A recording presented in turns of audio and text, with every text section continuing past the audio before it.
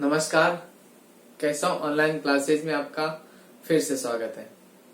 हम प्रश्नावली 12 पढ़ रहे हैं, घात और घातांक। इसमें हमने यहाँ तक यानी कि अब तक यह जान लिया है कि घात और घातांक क्या होते हैं। जो आधार होता है, जैसे कि यहाँ मैंने कोई संख्या लिखी 5 की पावर या 2 की पावर 5, तो आधार क्या होता है और घात क्या होती है, इसके बारे में हमने जान लिया था। बताइए क्या होती है आधार और घात। आधार वो होती है जिस पर घात लगी होती है। तो यह घात किस पे लगी हुई है? 2 पे, यानी कि ये जो 2 है यह क्या है बताओ? आधा है। जबकि इस आधार पर जो चीज लगी होती है वो क्या कहलाती है बताओ? घात होती है। यह बात मैं आपको हर एक वीडियो में बार बार दोहरा रहा हूं ताकि आपको इस प्रश्नावली का जो मेन बेसिक कंसेप्ट है वो आपको पता हो कि आधार घात होती क्या है और ये नियम किसके लिए बने हुए हैं। बताओ। अपने इस टॉपिक का नाम, प्रश्नावली का नाम है घात एवं घातांक। यानी कि ये जितने भी नियम है वे सभी नियम किस पर लागू होंगे बताओ? केवल और इस पर लागू होंगे, यानी कि घात पर लागू होंगे, ना कि आधार पर। यानी कि जिन भी नियमों के बारे में आप इस प्रश्नावली के अंदर पढ़ चुके हैं, कौन से नियम बताओ? ये पूरे के पूरे 8 नियम, ये सभी नियम बताओ किसके लिए बने हुए हैं? घात के लिए या घातांक के लिए बने हुए हैं। तो इन्हीं नियमों का उपयोग करते हुए हम जब क्वेश्चनों को कर रहे हैं या क्वेश्चनों को क्वेश्चन किए थे हमें अभी अपन ने, तो बताओ उन सभी में हमने किन किन में बदलाव किया था? केवल और केवल घात में बदलाव किया था, उनके आधारों में कभी भी बदलाव नहीं किया था। जैसे कि आपको पता होगा 2 की पावर 5 का मतलब बताओ? आधार तो 2 ही रहेगा, बस आधार 2 कितनी बार गुणा होगा? 5 बार गुणा होगा। तो बताओ क्या इसके आधार में परिवर्तन हुआ क्या? बताओ नहीं। पहले भी आधार 2 था, अब भी आधार 2 है, लेकिन अब की बार इनकी घातें बदल चुकी हैं और वो उनका विस्तार किस नियम से हुआ? इसके पहले नियम से हुआ।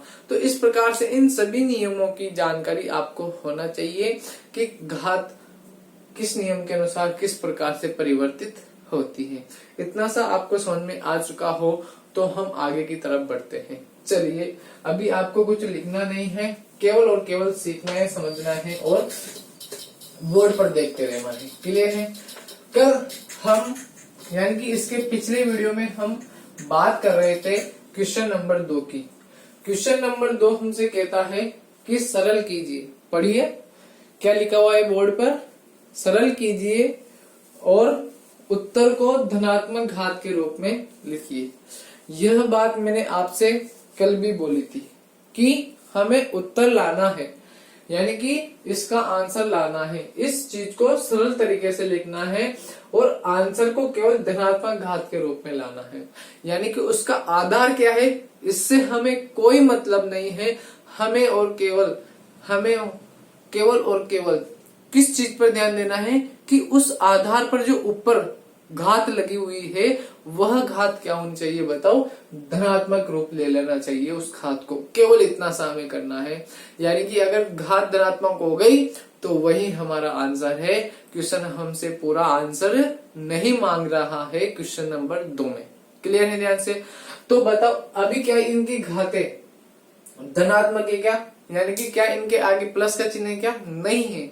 इसीलिए हम इनको किन में बदलेंगे? धनात्मक घातों में बदलेंगे। किन में बताओ? धनात्मक घातों में। तो आपको अच्छे से समझ में आ गया होगा। घातों को प्लस से माइनस या माइनस से प्लस बनाने के लिए मात्र और मात्र केवल एक ही नियम है। कौन सा वाला बताओ? ये। यानी कि घात जब ऊपर से नीचे जाती है, यानी कि संख्या के साथ घात जाएगी सही, तो कोई भी संख्या जब ऊपर से नीचे जाती है या नीचे से ऊपर आती है, बट्टे के नीचे से ऊपर या ऊपर से नीचे आती है, तो घात का चिन्ह क्या हो जाता है? परिवर्तित हो जाता है। यानी कि माइनस है तो प्लस हो जाता है और प्लस है तो माइनस हो जाता है। अब आप बताइए यहाँ पर मुझे इस घात को प्लस बनाना है, यानी कि मुझे यह जहां पर है उससे इसको हटाना पड़ेगा।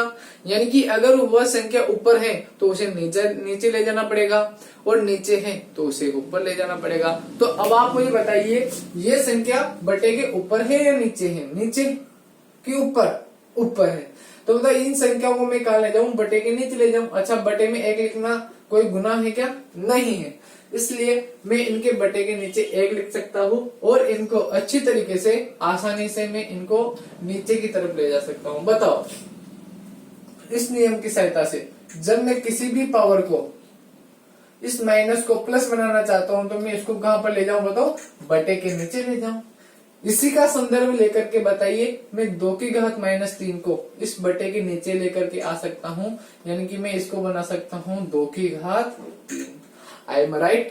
और आपको ये आसानी से समझ भी आ चुका होगा। इसी प्रकार से बताओ, -7 भी तो है -3 के रूप में। तो इस -7 से हमें कोई प्रॉब्लम नहीं है। क्यों?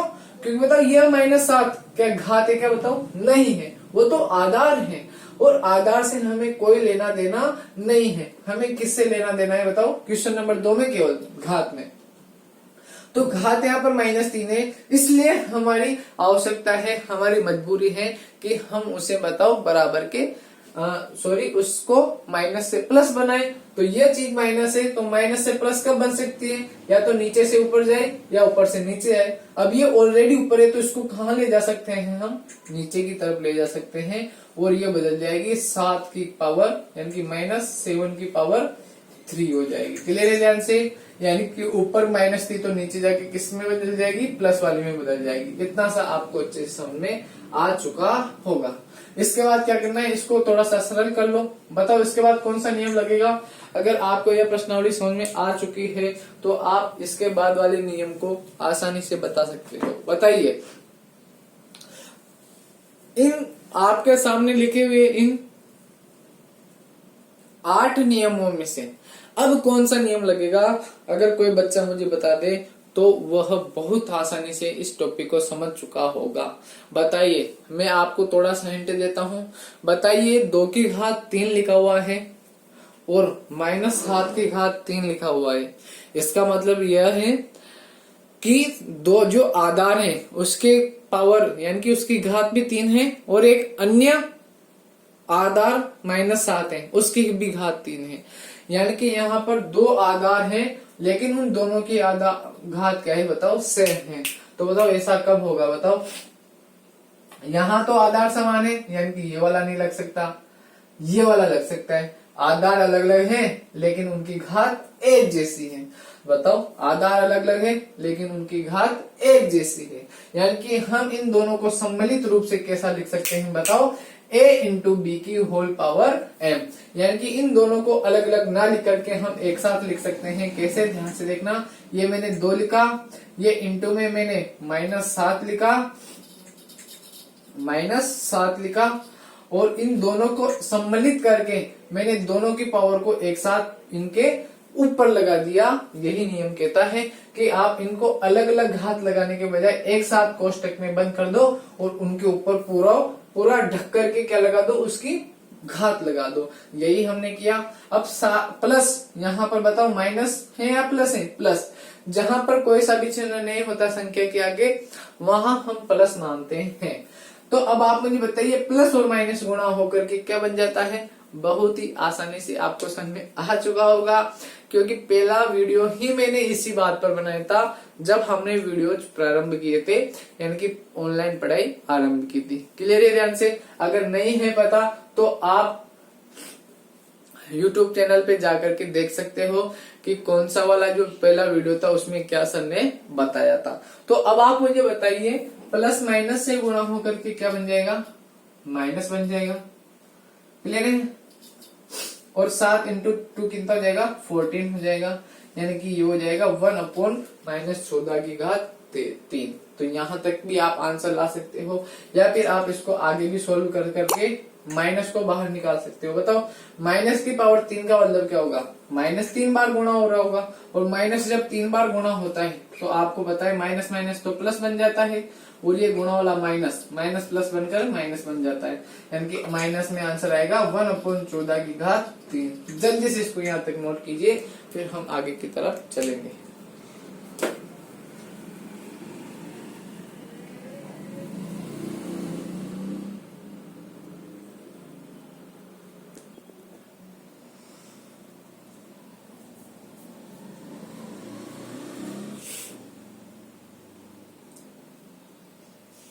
यहाँ तक आपको अच्छे से समझ में आ चुका होगा। अच्छा, ये चीज अगर समझ में नहीं आई हो तो आप देखिए, देखना हमें क्या करना है, 7 को 2 से गुणा किया तो 14 तो आ गया, ये तो आपको पता होना चाहिए। प्लस को माइनस से गुणा किया तो माइनस आता है, ये भी आपको पता है। लेकिन ये माइनस बाहर निकल करके कैसे आया वो आपको अगर समझना है तो गौर कीजिएगा। मैं एक बात आपको समझाने की कोशिश करता हूँ। ये तो हमारा क्वेश्चन है, मैं एक एक्स्ट्रा चीज आपको बताता हूँ, एक बार आप उसको समझ लीजिए। बताओ इसका मतलब क्या है, -14 को कितनी बार गुणा के रूप में लिखना है बताओ, 3 बार। यही कहता है ना, a की पावर m का मतलब क्या होता है कि a को जितनी घात है उतनी बार गुणा के रूप में लिख दीजिए। तो बताओ आप मुझे इसको मैं क्या लिख सकता हूँ, देखना ध्यान से। इसको मैं लिख सकता हूँ 1 अपॉन -14 को 3 बार, यानी कि -14 इंटू -14 इंटू -14। इतना सा आपको अच्छे से समझ में आ चुका होगा। अब बताओ ये माइनस इस माइनस से गुणा होकर के प्लस बन चुका होगा, और वह प्लस इस माइनस से गुणा होकर के रिजल्टेंट के आंसर देगा माइनस। और 1 अपॉन 14 बताओ कितनी बार आ रहा है, 3 बार, यानी कि इसको मैं लिख सकता हूँ 14 की घात 3। यही तो अभी मैंने आंसर लिखा था। तो जल्दी से यहाँ तक नोट कीजिए और फिर हम अगले क्वेश्चन की तरफ बढ़ेंगे।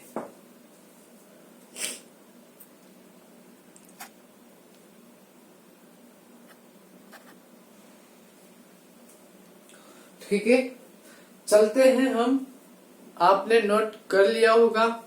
अब हम क्वेश्चन नंबर 3 पर चलते हैं। देखो मैं आपको एक बात बता दूं, यह प्रश्नावली बहुत ही छोटी है।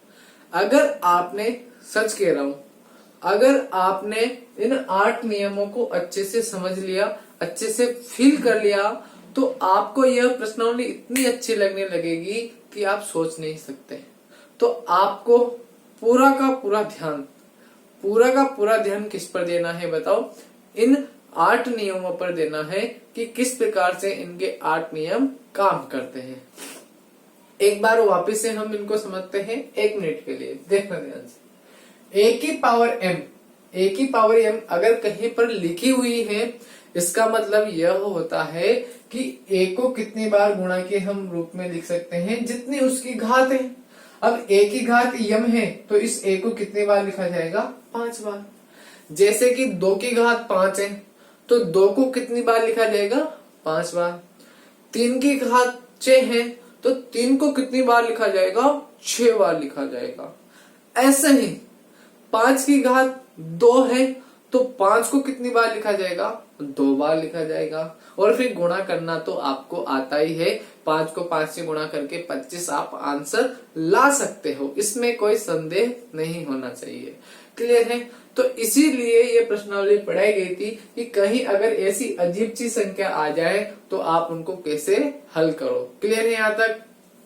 आइए अब हम इस दूसरी पर चलते हैं। इसका मतलब है कि अगर आधार समान है तो उनकी घातों का क्या हो जाता है बताओ, योग हो जाता है। ये वाला नियम और ये वाला नियम बिल्कुल सेम है, बस इनमें दोनों में प्लस था इसलिए प्लस आ चुका है, इसमें इन दोनों के बीच में माइनस था इसलिए माइनस आ गया है। क्लियर है ध्यान से? अब हम अगली वाली पर बात करते हैं। ये वाला नियम कहता है कि a की पावर में m हो और इस पूरे की पावर में भी कोई घात हो तो इसकी जो दोनों घातें हैं वो दोनों घातें आगे जाकर के क्या हो जाती है, गुणा हो जाती है। यह वाला नियम है। इसके बाद वाला नियम हम बहुत आसानी से समझ चुके हैं। क्या कहता है बताओ कि किसी भी की भी पावर आपको प्लस से माइनस या माइनस से प्लस बनानी है तो आप क्या करो, उस संख्या को ऊपर से नीचे ले जाओ और नीचे है तो उसको ऊपर ले जाओ। क्लियर है ध्यान से? इसके बाद ये वाला नियम हमने समझ लिया है। इसके बाद ये वाला नियम आता है, यह नियम भी बहुत इंटरेस्टिंग है। यह कहता है कि अगर आधार अलग अलग हो लेकिन उनकी घातें एक जैसी हो तो उन दोनों को अलग अलग से आप सम्मिलित रूप से लिख सकते हो a इंटू बी की होल पावर m। क्लियर है ध्यान से? और ये वाला भी सेम है कि अलग अलग हैं तो उनको एक साथ लिख सकते हो। और सबसे मेन इंपोर्टेंट कि a की घात 0 का मान 1 होता है। a का मतलब कोई भी संख्या हो सकती है, चाहे वो 3 की पावर 0 हो वो भी 1 होती है, चाहे 5 की पावर 0 हो वो भी 1 होती है, चाहे 6 की पावर 0 हो वो भी 1 होती है। यानी कि कोई भी संख्या हो उसकी घात अगर 0 है तो वह सदैव हमेशा क्या होगा, 1 ही होगा। ये आपको क्लियर समझ में आ जाना चाहिए। अब इनकी सहायता से हम क्वेश्चन नंबर 3 को करते हैं। देखिए, पढ़िए ध्यान से। क्वेश्चन नंबर 3 कह रहा है कि मान ज्ञात कीजिए। क्या ज्ञात कीजिए बताओ, मान। यानी कि इस क्वेश्चन को हमें क्या करना है, हल करना है और हल करके इसका मान ज्ञात करना है।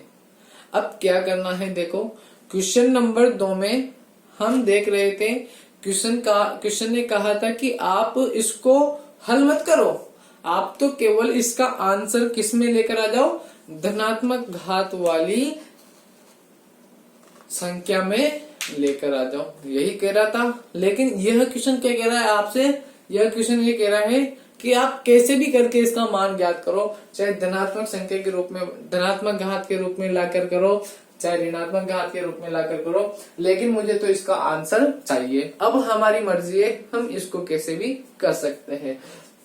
यानी कि इसको सोल्व हल कर करके हमें सिंपल सी एक संख्या लाना है, यानी कि इसका उत्तर लाना है। क्लियर है ध्यान से? तो आओ देखें हमें क्या क्या पता है, किन किन चीजों के बारे में हम जानते हैं। बताओ, सबसे पहले हमने देखा कि यहाँ पर 2 संख्या आ रही है, एक तो कोष्टक के अंदर वाली संख्या है और एक कोष्टक के बाहर वाली संख्या है। तो हम सबसे पहले कोष्टक के अंदर वाली संख्याओं को हल करने की कोशिश करते हैं। तो आप देखिएगा 3 की पावर 0, बताइए किसी की भी पावर 0 हमेशा कितनी होती है, 1 होती है। यानी कि मैं 3 की पावर 0 के स्थान पर क्या लिख सकता हूँ, 1 लिख सकता हूँ। यानी कि 3 की पावर 0 की जगह मैंने क्या लिख दिया, गौर करना, मैंने यहाँ पर लिख दिया 1। किसी को इससे प्रॉब्लम नहीं होनी चाहिए।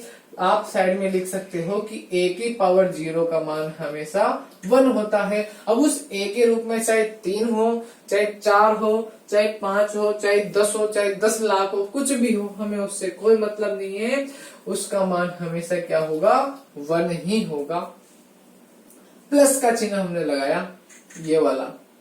उसके बाद दिख रहा है 4 की पावर -1, 4 की घात -1। अब इसको हमें सोल्व करना तो आता नहीं, तो फिर क्या करें, इस वाली सरल समीकरण का उपयोग ले, जिसकी सहायता से हम घात को प्लस से माइनस या माइनस से प्लस बना सकते हैं। तो अब आप मुझे बताइए, 4 की पावर -1 है, तो मैं इसको कहाँ ले जाऊं, बटे के नीचे ले जाऊं, ताकि ये 4 की पावर 1 बन जाए। क्लियर है जैसे? और 4 की घात 1 को हम लिखना जानते हैं, किसकी सहायता से, इसकी सहायता से। 4 की घात 1 है, यानी कि 1 की घात m का मतलब a को m बार गुणा, तो 4 की घात 1 का मतलब क्या हो जाएगा, 4 को 1 बार गुणा, और 4 को 1 बार गुणा मतलब क्या हो जाएगा, खुद 4 हो जाएगा। उसके बाद इंटू। क्लियर है यहाँ तक? यहाँ पर मैंने इंटू लगा दिया। 2 की घात 2 का मतलब क्या हो जाएगा, जल्दी से मुझे बताइए। 2 की घात 2 का मतलब हो जाएगा 2 को कितनी बार गुणा, 2 बार गुणा के रूप में लिखना। यानी कि मैं यहाँ पर लिख दूंगा 2 इंटू 2। यहाँ तक सभी को क्लियर समझ में आ चुका होगा। अब हमें यहाँ पर, अच्छा मैं इसको 1 की पावर को हटा दूं, क्योंकि आपको पता है किसी की पावर 1 का मान खुद वो 4 होगा, यानी कि वो संख्या होगी। अब हमें यहाँ पर क्या लेना है बताइए, हमें यहाँ पर एलसीएम लेना है, ताकि इन 2 संख्याओं को हम एक संख्या के रूप में ला सकें। यह चीज मैंने आपको पहली वाली प्रश्नावली में सिखा दी थी कि हम एलसीएम वगैरह क्यों लेते हैं, क्यों हमें एलसीएम इन सब की आवश्यकता हुई लेने की, क्योंकि हमें 2 संख्याओं को जोड़ करके, यानी कि उनको सम्मिलित करके एक संख्या बनानी होती है, ताकि संख्याएं सरलतम रूप में आए और हमारा आंसर आ जाए। क्लियर है? तो अब आप मुझे बताइए कि 1 और 4 का एलसीएम कितना आता है, 4। 1 का भाग 4 में 4 बार, और 4 को 1 से गुणा किया तो 4, प्लस में 4 का भाग 4 में 1 बार, और 1 को 1 से गुणा किया तो कितना जाएगा, 1 आ जाएगा। क्लियर है? यहाँ तक सबको समझ में आ चुका होगा। इंटू में क्या चल रहा है, 2 इंटू 2, 2 इंटू 2 कितना होता है, 4। आप मुझे बताइए 4 को जब मैं 1 में जोड़ूंगा तो कितना आ जाएगा, 5। नीचे चल रहा था 4, इंटू में है 4, 4 से 4 कट चुका है, यानी कि आंसर केवल कितना आ चुका है, 5। यही हमारा आंसर है। जल्दी से इसको नोट कीजिए आप अच्छे से आप इसको समझ चुके होंगे।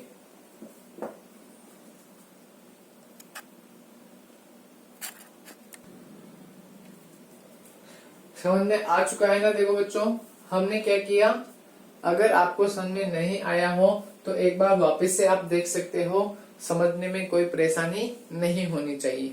क्लियर है? मैं आपको अच्छे से सही शब्दों में आपको इसको बताता हूँ वापस से, एक बार आप गौर करिएगा और सीखने की कोशिश कीजिएगा। यानी कि हमें तो मतलब आप तो इन नियमों को आसानी से समझ लो। आपने इन नियमों को समझ लिया तो मैं कह रहा ना, कोई सा भी क्वेश्चन हो आपको आसानी से समझ में आ जाएगा।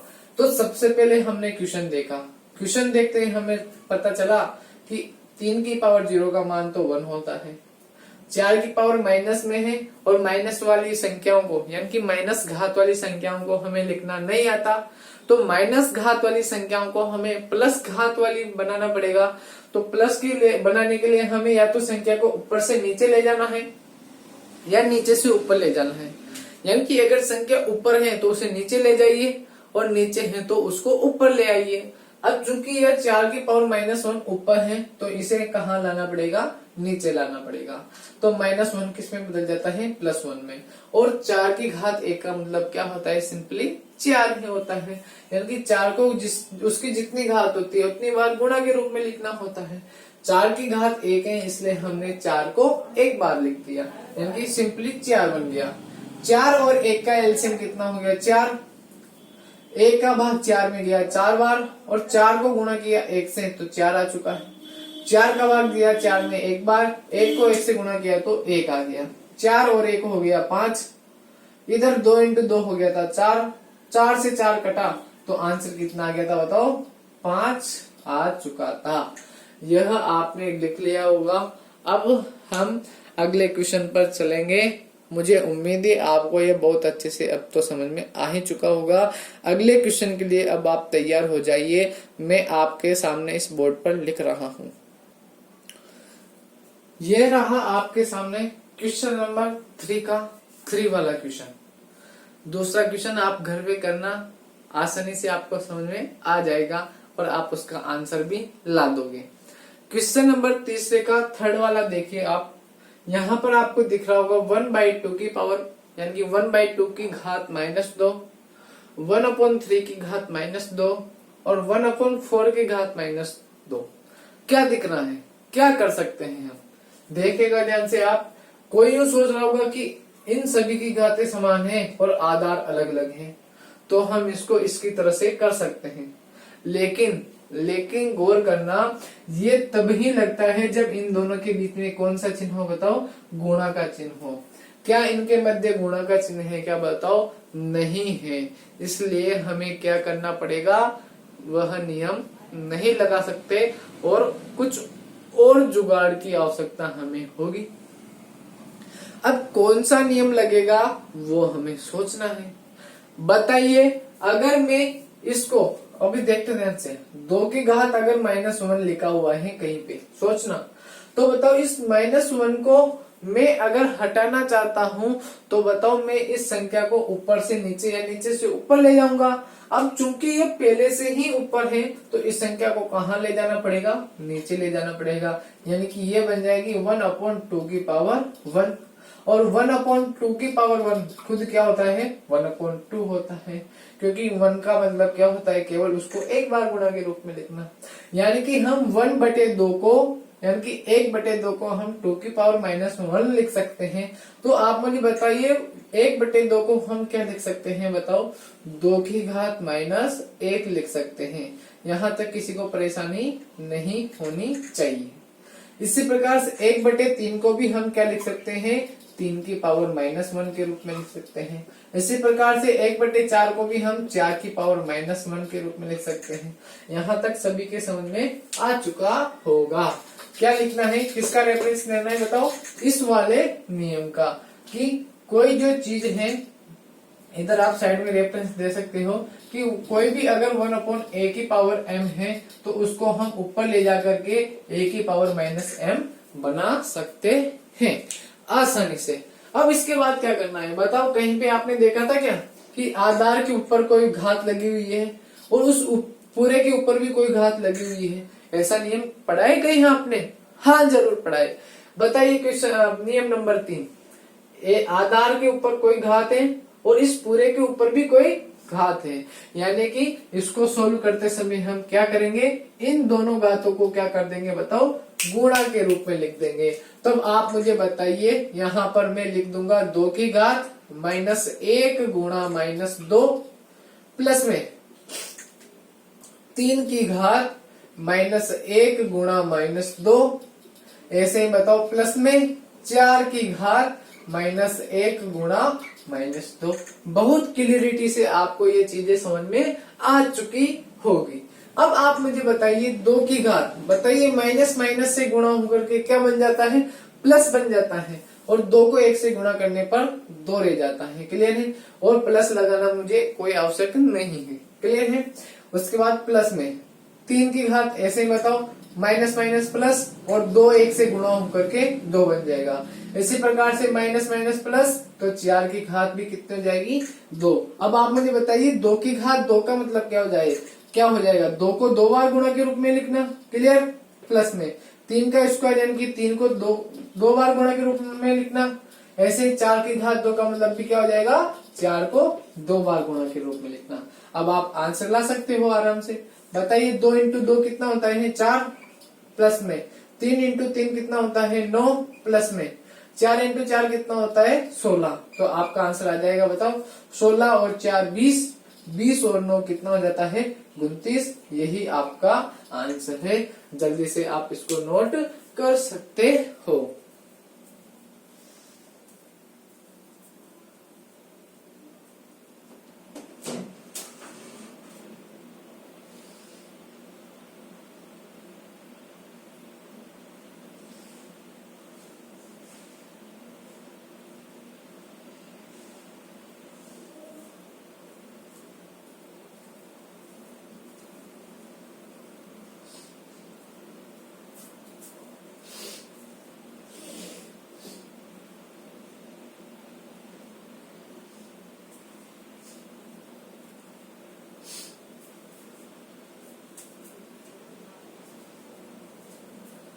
कर चुके हैं आप नोट?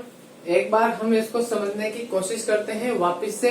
वैसे तो आपको यह बहुत अच्छे से समझ में आ चुका होगा, लेकिन फिर भी हम इसको एक बार वापस से समझते हैं ताकि हमारे माइंड में यह बहुत अच्छे से फिट बैठ जाए। देखेगा ध्यान से, बताओ मैंने ये दिमाग क्यों लगाया था? मैंने ये दिमाग इसलिए लगाया था क्योंकि मुझे ऊपर पावर में यानी कि घात में मुझे क्या दिख रहा था, माइनस दिख रहा था। और माइनस प्लस कब बनता है, जब माइनस से माइनस गुणा हो। यानी कि मैं इसको भी क्या बना दूं, माइनस बना दूं, तो बताओ ये माइनस वाली दोनों चीजें गुणा होकर के क्या बना देगी, प्लस। और प्लस घात वाली संख्याओं को हल करना बहुत ही आसान होता है। इसलिए मैंने क्या सोचा कि क्यों ना मैं इनको ही पहले माइनस बना दूं और इन दोनों को गुणा करवा करके दोनों का आंसर प्लस में ला दूं। यही मैंने किया। मैंने क्या किया, इस नियम की सहायता से इसको मैं ऊपर लेके गया और प्लस थी तो माइनस बन गया। क्लियर है ध्यान से? क्योंकि आपको पता है ना कि कई बार भी नियम होता है तो उसका मतलब क्या होता है, 1 होता है। मैंने समझाया भी था आपको। तो 2 की पावर -1 बनते ही फिर मैंने नियम लगाया कि कहीं पे भी अगर a की पावर m है और उसके भी ऊपर पावर n है तो उसका मतलब m इंटू n होता है, यानी कि ये दोनों घातें गुणा हो जाती है। तो मैंने माइनस को -2 से गुणा कर दिया, -1 को -2 से, -1 को -2 से गुणा कर दिया। और फिर आपको पता ही है माइनस माइनस से गुणा होकर के प्लस बनता है और 1 2 से गुणा होकर के 2 बनता है। ऐसे ही यहाँ पर हर जगह 2 आ जाएगा। और 2 की घात 2 का मतलब क्या होता है, 2 को 2 बार गुणा के रूप में लिखना। 3 की घात 2 का मतलब भी क्या हो जाएगा, 3 को 2 बार गुणा में। और 4 की घात 2 का मतलब भी क्या हो जाएगा, 4 को 2 बार गुणा में लिखना हो जाएगा। 2 को 2 से गुणा किया तो 4 आ गया, 3 को 3 से गुणा किया तो 9 आ गया, और 4 को 4 से गुणा किया तो 16 आ गया। इस प्रकार से 16 और 4 को जोड़ा तो 20, 20 और 9 कितना हो गया, 29 आ गया। और यही हमारा आंसर बन गया। जल्दी से इसको आप अगर नोट नहीं किया हो तो कर लीजिए, फिर हम अगले क्वेश्चन की तरफ चलेंगे।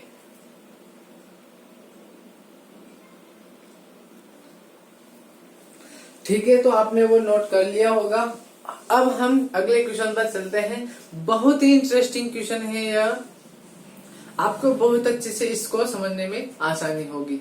देखिएगा ध्यान से, तीसरे का फोर्थ क्वेश्चन। मेरी इच्छा हो रही है कि आप इसको खुद करें, तो करेंगे। मैं थोड़ा सा आपको हिंट देता हूं, यह आपके लिए एक तरह से होमवर्क है। तीसरे का फोर्थ और फिफ्थ दो क्वेश्चन और बचे हुए हैं, दोनों को आप घर से करके लाना, यानी कि मुझे चेक करवाना ग्रुप में। एक बार मैं इसका हिंट दे देता हूं आपको और आप करने की कोशिश करना। देखिएगा ध्यान से, बताओ आप -1 लिखा हुआ है तो इसको +1 बनाओगे, इसको भी +1 बनाओगे। तो कैसे बनाते हो, घात को जब आप संख्या को ऊपर नीचे ले जाते हो तो संख्याओं के घात के चिन्ह चेंज हो जाते हैं। तो आप मुझे बताइए, माइनस है तो इसको नीचे ले जाते हैं, प्लस बन जाएगा, इसको भी प्लस बना देंगे और फिर उन सबको हल करके हम ला देंगे कि किसी की भी पावर 0 का मान कितना होता है, 1 होता है। अब मैं नहीं बताऊंगा, आपको करना है। यहाँ तक के लिए धन्यवाद। पढ़ाई करते रहिए और घर पर बैठ करके अपनी सेहत का ध्यान रखिए। धन्यवाद।